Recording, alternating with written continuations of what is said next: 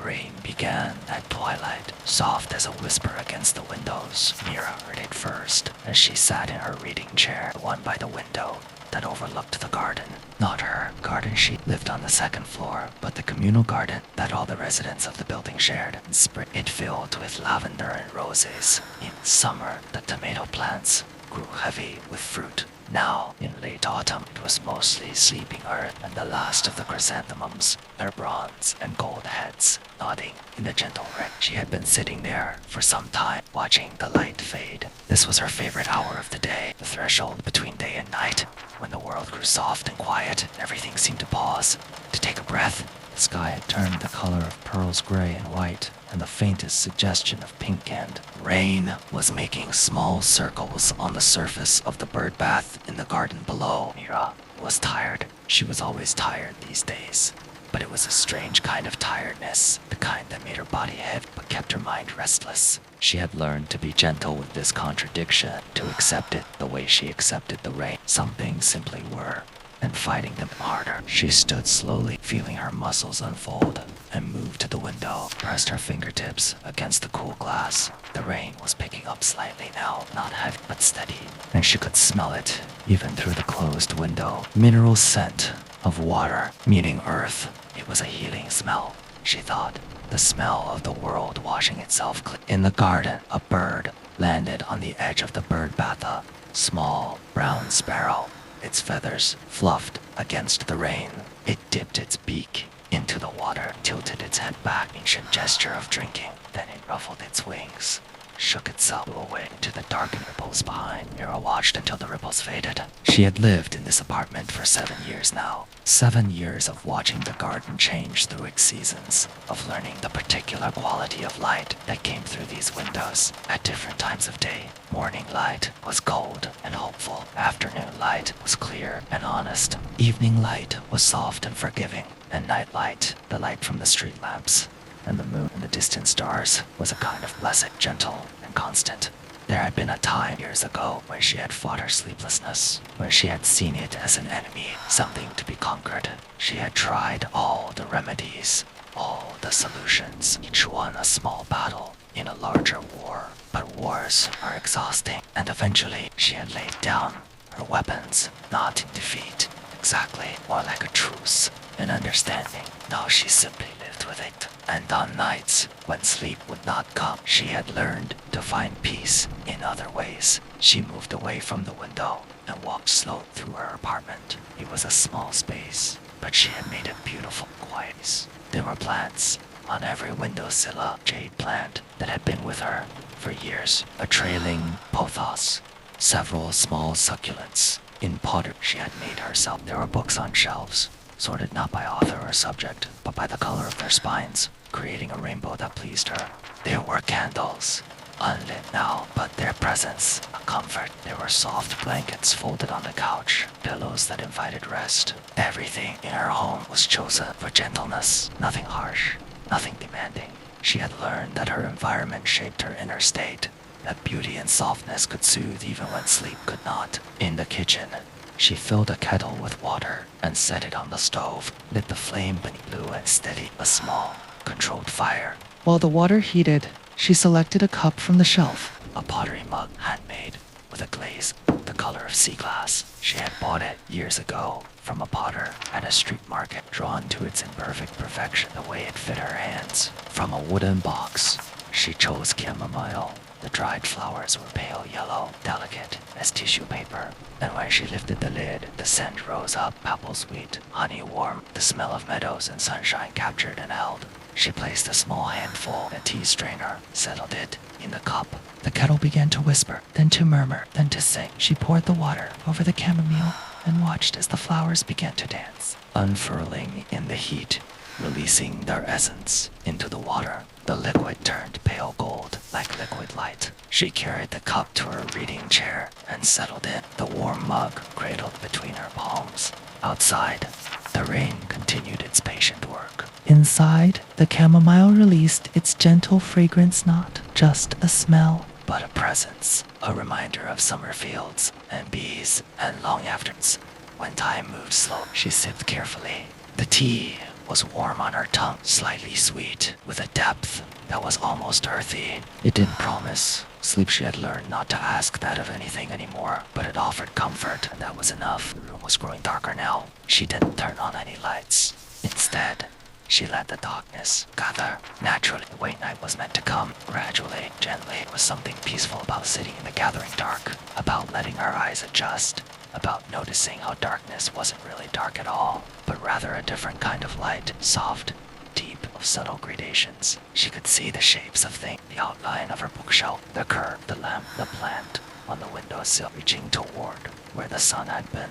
Everything was still there, just quieter, more itself, perhaps, without the glare of full light to distract from its essence. Mira thought about sleep, the way she often did in these hours. Thought about how strange it was. This thing that came so easily to most people and remained so elusive to her. She had read once that sleep was like a wild creature. You couldn't capture it by chasing it, only by becoming still enough that it might approach on its own terms. She had found this to be true. On nights when she tried hardest to sleep, when she willed herself into it, demanded it, pursued its lead, fled like a startled deer. But on nights when she simply rested, when she let herself be tired without fighting it, when she surrendered to wakefulness without resentment, sometimes sleep would creep in softly, almost unnoticed, gift rather than a conquest. She sipped her tea and watched the rain. There was a rhythm to it now, a pattern, not regular, like a heartbeat, but musical, like the chimes, random and yet somehow right. She found herself breathing in time with it, her breath slowing to match the patient fall of water, in with the rain, out with the rain, her chest rising and falling like gentle waves on a calm sea. The chamomile was working its subtle magic, not making her sleep exact, but soft edges, wakefulness, making the boundaries between thought and no thought more permeable. She could feel her shoulders dropping, the tension she carried there beginning to release. Could feel her jaw clenching, her brow smoothing. She set the empty cup on the side table and pulled a blanket over her lap. It was made of wool, soft from years of use. The color of cream. She had bought it from a woman at a craft fair who had spun the wool herself, dyed it with plants from her garden. Touching it, now, Mira thought, she could feel all that history, the sheep raising in some distant field, the plants growing in sunshine and rain, the woman's careful hands working the wheel. Everything was connected, she thought. Everything touched everything else. The rain touching the earth, eating the plants becoming dye, the dye coloring the wool now as she sat in her chair. An endless chain of gentle transformations. The apartment was very quiet now, except for the rain. No traffic sounds from the street, no voices from neighboring apartments. Just the soft percussion of water on glass, on leaves, on earth. A sound that was almost silence, the way candlelight was almost darkness. A presence so gentle, it was nearly an absence. Mira let her eyes close. Not to sleep. She wasn't trying to sleep, but just to rest them, to give them permission to stop working. Behind her eyelids, colors bloomed and faded. Purple, gold, deep green. She watched them without trying to understand them, the way she might watch clouds changing shape in a summer sky. Her breathing had slowed even more now. Each breath was a small ocean wave, going out, coming in, going out, endless, effortless. Her body knew how to breathe, the way the rain knew how to fall. She didn't have to think about it or manage it. It simply happened. This miracle of air entering her lungs, bringing oxygen to her blood, feeding every cell in her body. All of it automatic. All of it grace. She thought about the garden below her window. Thought about all the small creatures set in for the night. The earthworms deep in the soil, the beetles under leaves, the birds' nests with their heads tucked under their wings, all of them resting, all of them trusting that morning would come, that the sun would rise again, that there would be another day. What would it be like, she wondered, to trust like that, to simply rest without questioning whether rest would be enough, whether morning would truly come. Animals didn't worry about sleep. They just slept when it was time to sleep. Woke was time to wake. They inhabited their bodies without argument, without anxiety. Somewhere in the building, a pipe hummed softly. Someone drawing water, perhaps. or the heating system stirring to life as the temperature dropped. Domestic sounds, comforting sounds, the sounds of a building full of people, each in their own apartments, each living their own quiet evenings. Mira wondered about her neighbors. The young couple on the third floor, who she sometimes heard laughing. The elderly man below her, who grew herbs on his windowsill, whose apartment always smelled of rosemary thyme. The family at the end of the hall, with 2 small children whose footsteps pattered like rain. All of them here, all of them separate, and yet together, living their parallel lives in this building that held them all. She found comfort in that, in not being alone, even in her solitude, in knowing that all around her, people were eating dinner, reading books, bathing children, settling in for the evening, the ordinary rituals of ordinary life, beautiful in their mundaneness. The rain intensified for a moment, then gentled again, like breath, like waves, coming and going, the endless pulse of the world. Myra's mind was beginning to wander now, the way it did when she was deeply relaxed. Not racing thought the thought, but drifting on a slow stream. She thought about her dada, she had done, the people she had spoken to, the small kindnesses exchanged. A colleague who had brought her soup when she mentioned having a cold. A stranger who had held the door, the grocery clerk who always remembered to ask about her week. Such small things, such ordinaries, and yet they were what made life bearable, weren't they? Not grand gestures or dramatic moments, but the accumulation of small kindnesses, small beauties, small connections. She thought about the chamomile growing somewhere in a field, reaching toward the sun. Thought about the rain falling on that field, feeding the plants, making them grow. Thought about the hands that had harvested the flowers, dried them, packaged them. All of that care and attention so that she could have this moment of comfort, this warm cup, this gentle peace. Everything was a gift, she realized. The rain, the darkness, the chair supporting her body, the blanket warming her legs, the breath through her lungs. All of it freely given, none of it earned, just offered, the way a tree offers shade, the way the moon offers its light. Her body felt very heavy now, as if she were sinking to the chair, becoming part of it, or as if gravity had increased her down with gentle insistence. Not an unpleasant heaviness, more like being held, like being embraced by something larger than herself. She let herself sink into it, let her shoulders drop even further, let her jaw go slack, let her hands rest open and loose on the armrests, let every muscle soften and release. There was nothing to hold on to, nothing to protect or defend. She could just be this chair, in this, with the rain fall, the darkness gathering, and her breath moving in and out like a tide. Time was moving strangely now. Each moment felt both very long and very short. She might have been sitting here for minutes, for hours. Didn't matter. There was nowhere she needed to be, nothing she needed to do. Just this, just sitting, just breathing, just be. She thought about the word rest. Such a simple word, such a profound concept. Not sleep, necessarily, but something deeper. A cessation of striving, a permission to simply exist without producing, without achieving, without becoming anything other than what she already was. In the garden, the rain was feeding the earth. The earth was holding roots of plants. The plants were breathing out oxygen. The oxygen was entering her lungs. The circle was complete. She was part of the garden, part of the rain, part of the breathing world. Everything was breathing together.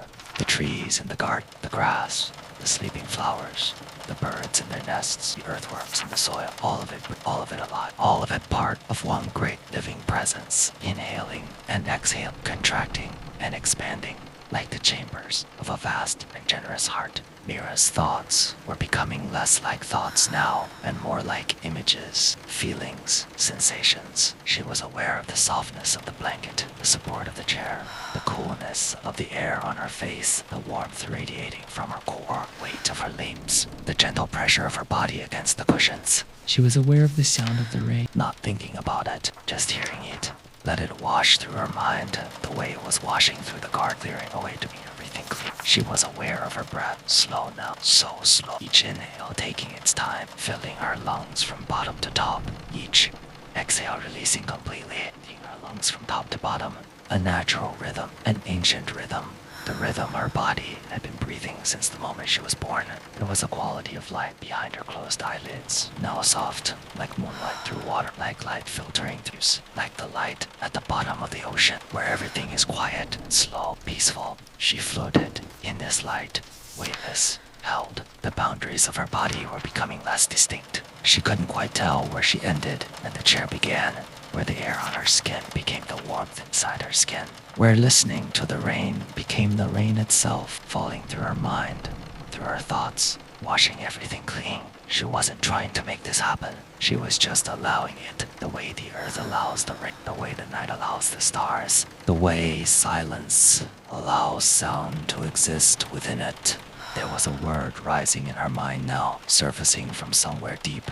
A word that felt important, though she didn't know why. The word was yield, to give way, to surrender, not in defeat, but in trust. The way water yields to gravity, the way plants yield to the seasons, the way day yields to night. She was yielding now, yielding to the chair, to the darkness, to the tiredness she had been carrying, yielding to the simple truth that she didn't have to fight anymore.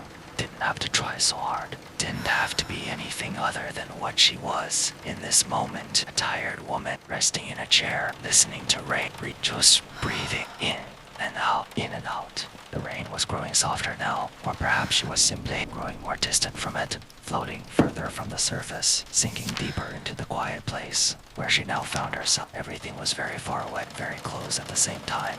The rain was in the distance, but also inside her. The darkness was all around her, and also within her. She was the chair, and the rain, and the breath, and the stillness. She was barely thinking now, just sensing, thoughts would arise like bubbles and pop before they could fully form. Images would flicker at the garden, the chamomile field, the sparrow at the bird bath end, fade like mist. Her breath was almost imperceptible now, barely moving, like the breath of someone deeply asleep, though she didn't know if she was sleeping or not. And it didn't matter. This state she was in, whatever it was enough, more than enough, was peace, complete peace. The kind of peace that exists before thought, before language, before the division of the world, to this, that, waking and sleeping. The peace of simply existing without question or condition. She was aware, deep, of how rare this was, how precious, to be this still, this quiet, this free of the endless commentary of the mind. She wanted to hold on to it, to keep it, but even that desire was faint, distant, like a voice calling from far away, and anyway, she couldn't hold it. Peace wasn't something to grasp, it was something to allow, something to surrender into, like floating on your back, warm water, supported without effort, held without holding. So she let go of trying to understand what was happening, let go of wanting it to last, let go of hoping to sleep, let go of everything except the simple, profound fact of her existence in this moment, breathing, resting, being. The rain continued to fall, patient and steady. The night continued to deepen, gentle and vast. And Mira, in her chair by the window, wrapped in wool and darkness and the sound of rain, drifted in that space between waking and sleeping, between and not between the world and the wordless place beneath the world. She was a leaf on a string. She was falling on her. She was breath from stillness. She was nothing and everything. She was here and nowhere. She was. And then even the awareness of I began to fade, dissolving like mist at sunrise, like sugar in water, like footprints in sand washed by waves. There was just this, just now, just breath and darkness and rain and an infinite, gentle letting go. The apartment held her, the chair held her, the darkness held her, the rain held her.